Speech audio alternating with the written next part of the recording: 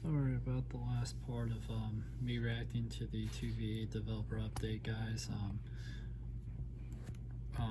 Remember, I don't know how many of you remember or care about this, but when I had mentioned that I had that rough day, I had someone had shown up to talk to me about that, just because it's been very stressful and just a whole rough situation that I'm still really nervous about and worried about. So it's been just a hot mess, and I'm still kind of worried about it and nervous, and so that's why the camera cuts out, just because I was talking to someone about that. But I am happy. But as I was mentioning in the first part, the whole thing about now you send people to the cage after being picked up by a killer and stomping. I feel like part of this is because of is potentially for like flashlight stunts, because stomping in the original was super fun. I don't know how. Now I kind of wonder if it's going to be like that one anniversary event, that one ability from the 8th anniversary event where you could like hook someone in the air and then they get like teleported. I wonder if it'll just be that, but I wonder if that's what they're kind of going to do with that. So that'll be really cool. I'm very excited to see that. Another change they got going on for the cages is when a survivor is near a cage survivor, the cage will no longer move even if there is a killer nearby, because I believe before it moved after like I think a certain time or the killer was nearby, but now I guess now they won't move, so that's nice. And then finally, the last change to cages was survivors perform the unhook action 15% faster while a killer's nearby. I feel like those are honestly fair changes for the cages, just because sometimes like I had matches on both sides when I was playing, killer or survivor, where we were just hooking like crazy or getting hooked like crazy, and next thing you know it's like there's 3, 4, however many survivors hooked. So I'm happy about some of the I think those changes are good for both sides, because obviously when it comes to cages, I feel like those are in some ways more survivor heavy, so obviously all these changes are for survivors. The one that I'm probably the most worried about is you have to pick up a survivor now to send them to the cage instead of stomping, because that's gonna like make flashlight stuns like flashlight, because that's gonna bring flashlight saving to 2v8, but that's probably the only, and potentially even pallet stunning like saves. So that's probably the only thing I'm really nervous about, but even then it's not that big of a deal. So developer note, flashlights didn't serve much purpose in the original version of this mode, as there weren't many opportunities to make a save. I mean, there was some opportunities, but yeah, they are right. The stomping was really fun though, but you basically just should never bother bringing in a flashlight, because they didn't do anything really. Killers now need to pick up a survivor before sending them to a cage, giving survivors a chance to use their flashlight. I'm assuming what they mean by that isn't you pick them up, you like walk over somewhere and then place them like what's the normal game. I'm assuming they mean you down someone, you pick them up, and then you just press the button and you like do something in the air that sends them into a cage, is how I'm assuming it'll be. To prevent killers from camping a cage survivor, the cage will normally disappear and reappear randomly elsewhere in the map. This creates some frustrating moments where someone was about to make the save only for the cage to move. We have changed this so the cage no longer moves as long as the survivor is nearby, which I feel like is fair, honestly. Generators. I'm very excited to see what they do with gens, because gens are there's so many and whatnot. And also, unlike cages, which everything was just changed, the gens here had some new stuff. So let's see what we got here. So the first new change to generators in this mode is generator repair speeds are reduced by 5% for each generator complete. Honestly, that makes me really happy. That change alone makes me so happy, because part of the problem I was running into when I was either playing killer with randos or playing killer with orange was gents would just go flying, and the next thing you know, it's like okay, great. I've gotten like 1 kill and every gen is done. I feel like that's gonna make everything's a bit more like balanced. So if there are some really good like crack survivors, and then they're going up against me, who's the worst Dead by Daylight player of all time, and someone else as killer, then yeah, then this should bring everything a bit more in line. But also, I think that's a huge change to kind of give the killer some sort of buff. I think that's a nice little buff for like the killers in a way, because now they have all of that to work with and work off of, whereas before they didn't get that luxury as much. So we're very happy about that. That's a nice little buff for killer players, and I'm definitely happy about it for sure. The other new change, as if that one wasn't enough already, generator repair speeds are increased by 2.95% for each cage state. I think that one is interesting as well. So now when a generator finishes, the repair speeds are reduced. Now I don't know how that works in the sense of, so the way I'm reading this, I don't know if it's correct or not. Maybe someone can maybe Orange will show up in the comments or someone and can tell me, but the way I'm interpreting this, at least at the moment, is this: that when you hook a survivor, right, when you cage a survivor, and let's say so every time you cage a survivor, their repair speed is increased by 2.5%. So let's say you hook someone twice, so they are now on their third and final hook state, or cage state, I guess, in this mode. Now their repair speed would be about 5%. But if one gen has been finished, then that survivor's repair speed should be back to normal. But if, say, there's 3 gens, let's say 3 gens have been finished at that point, now that's a 15% reduction, but you have a 5% like buff, so you're a little bit, I think that's, I'm just being honest, this is so weird. Like, it's already like so chaotic, and a lot of these changes I think are really going to play into this, and I really like the changes so far and everything, but it's a little confusing as well. Does that make sense? Like, some of the stuff going on here is just a little confusing. Obviously, I'm sure it'll make more sense when you actually play the game, but I'm really, I wonder if there were other players like me and Orange who struggled quite a bit as killer, and just like, I wonder if like enough killer players and survivor players struggled with certain things that they wanted to maybe try to like buff those things for the east side or something. I'm not entirely sure. Let's read the developer note. Maybe that'll give us a bit more information. 2v8 matches tend to be chaotic and swing heavily in favor of one role or the other. That is true, but for me and my experience, I felt like survivors had more of an advantage unless the killer players knew what they were doing. Because there's 8 of them. There's a lot more of them than there are of killers.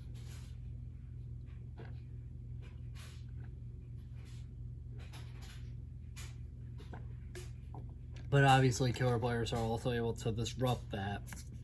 They can down survivors and injure them and start like caging like crazy and whatnot. So they're not completely defenseless or completely I would say this mode isn't like super unfair. Like, the normal game mode can feel kind of rigged against you sometimes if the killer player is super good and it's like, oh, now I'm the last one and all my teammates are dead, but so I'm really excited to see kind of what else they have to see kind of every change for this mode and just see kind of where this is going. To help keep things from spiraling out of control early in a match, we have introduced a catch-up mechanic. Oh, thank God. I really hope Orange can get this. Be able to play this like with me and we can do some videos, because I really just, I'm gonna need that assistance, but I'm really excited. The better the survivors are doing, the slower repairs will be, and vice versa. Oh, I see. So the idea is when the survivor players are cracked and kicking my ass, now I get a catch up mechanic, sort of like my beloved fire up perk that they're unfortunately changing.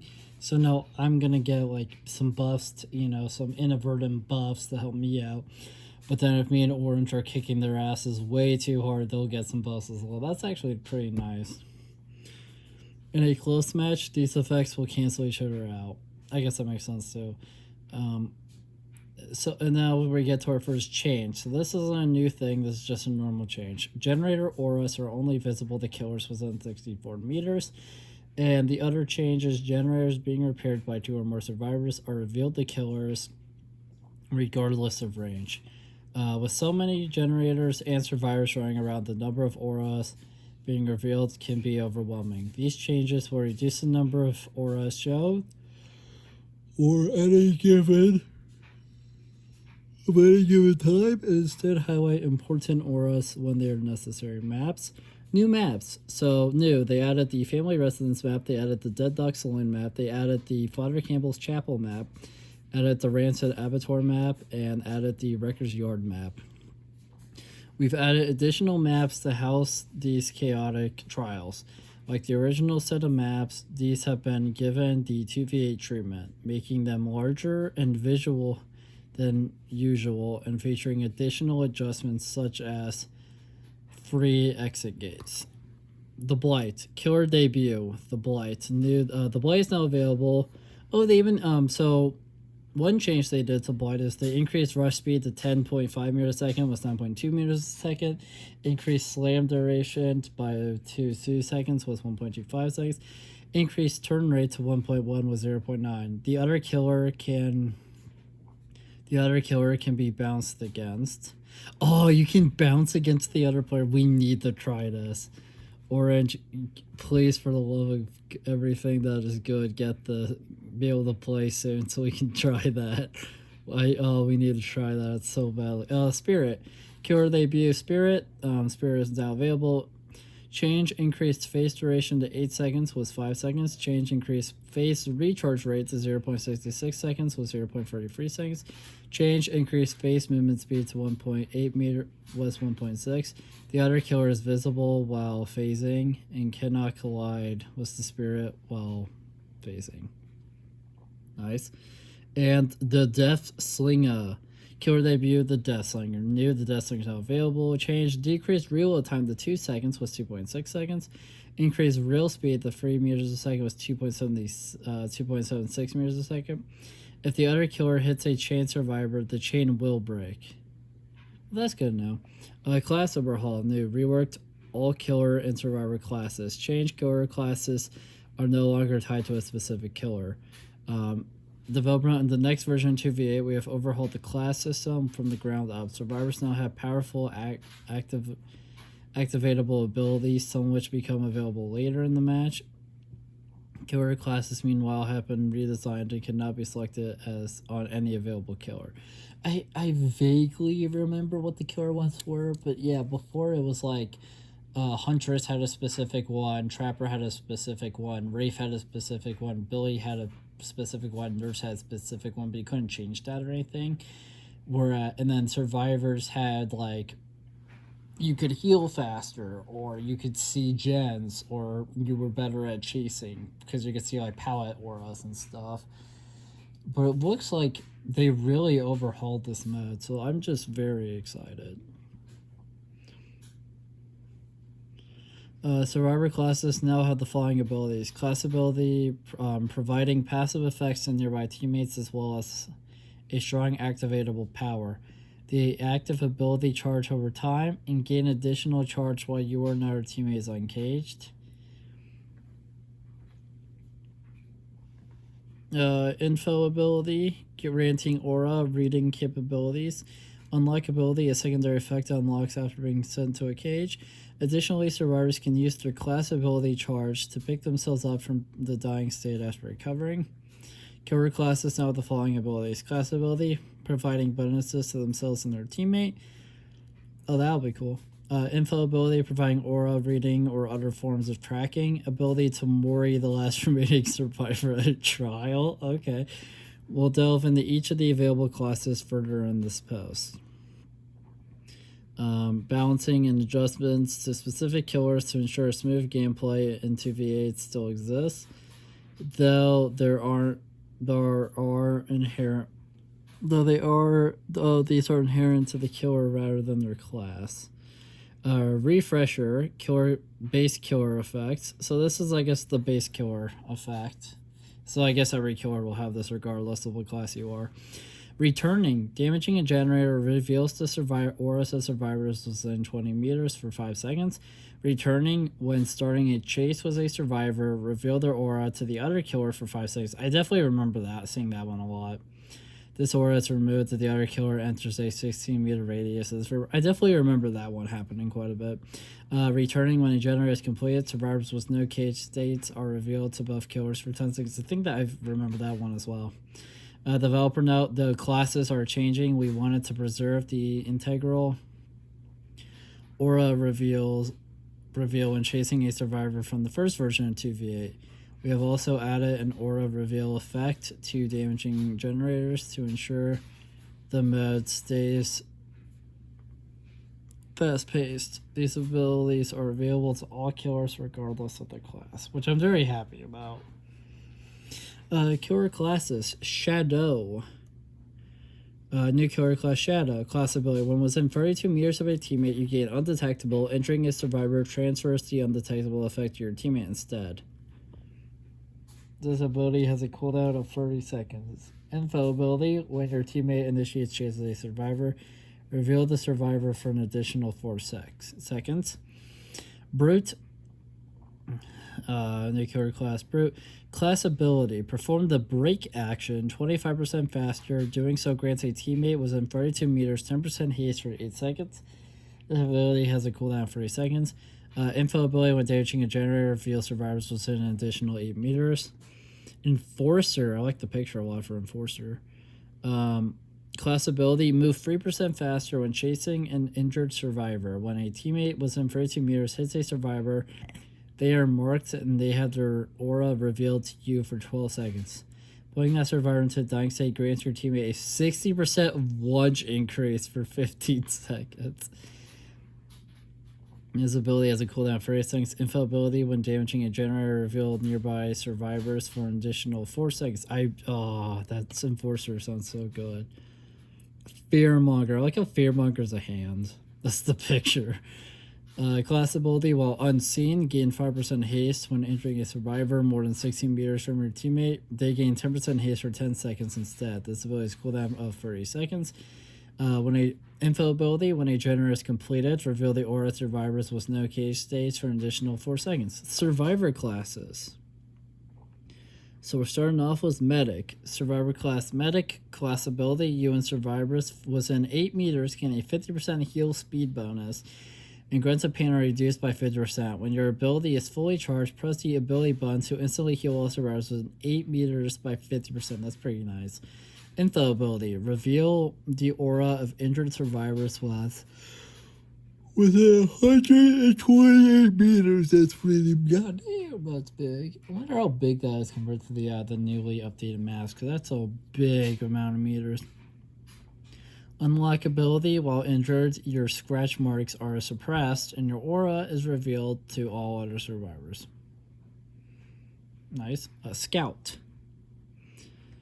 What we got here? Class ability. You and survivors within 8 meters move 100% faster while crouching. When you see a killer within 64 meters, reveal their aura to all survivors. When your ability is fully charged, press the ability button near a dropped or broken pallet to rebuild it, or to reset or rebuild it. Oh, that's cool. Info ability. Reveal the aura of killers performing the break action for 6 seconds. Unlock ability. Your walking speed is increased by 25%, and you make no grunts of pain while injured. Guide. Class ability. You and survivors in 8 meters gain an additional 3% bonus progress from great skill checks.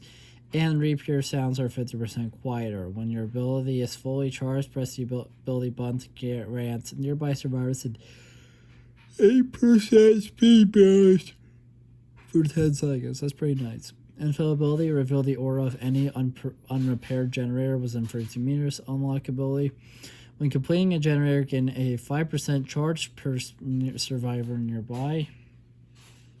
And the next time you work on a generator, those charges are immediately applied to the generator.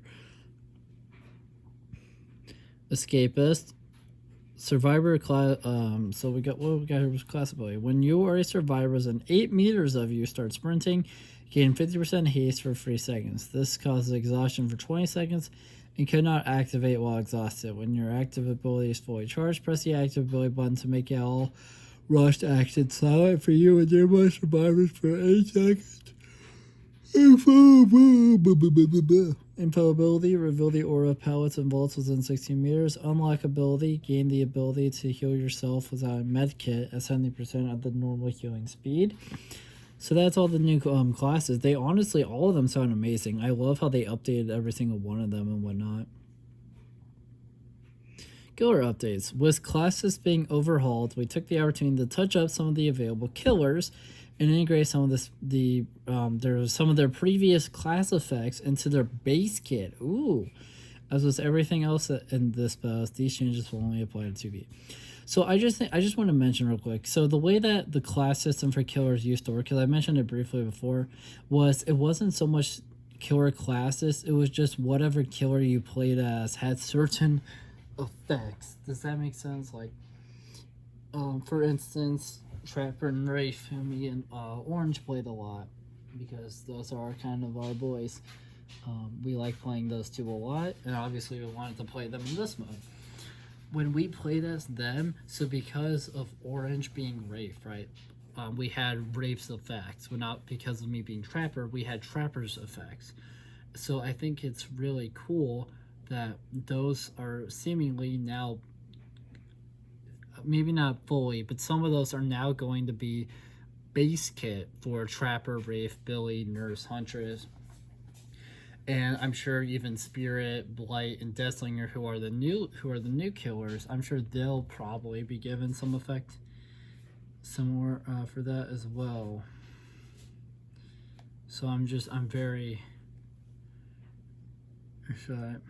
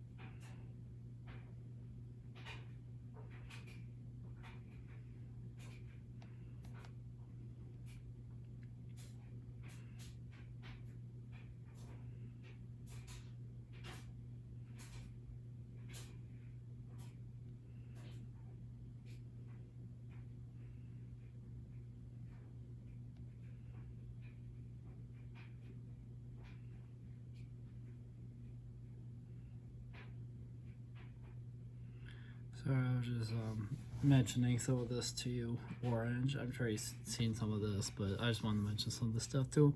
So we're starting with my boy, the Trapper, who I absolutely love.